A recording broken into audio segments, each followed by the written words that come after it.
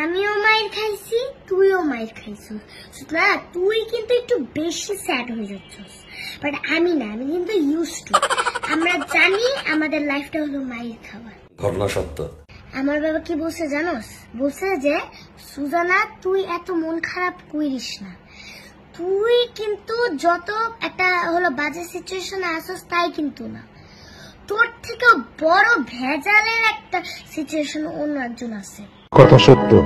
একটা এক্সাম্পল দিই, আমরা দুইজন মাইর খাচ্ছি মনে কর নর্মাল, বাট অন্য একজন যে আমাদেরকে বলতেছে না, অনেকজন আমাদের থেকেও বেশি মাইর খাচ্ছে, সে আমাদের থেকে বাজে একটা সিচুয়েশন আছে। তুই এগুলা ভাবে ঘুমায় থাকবি। সঠিক বলেছেন, আপনার বুদ্ধি ভালো। ওকে তোর মা গাড়িতেই মারে? কি দিয়ে মারে আমাকে একটু বলতো। টিস্যু বক্স দিয়ে? আমার মা তো বাসায় এসে মারে, কারণ গাড়িতে তো ড্রাইভার আঙ্কেল থাকে না, তাই মারতে পারে না।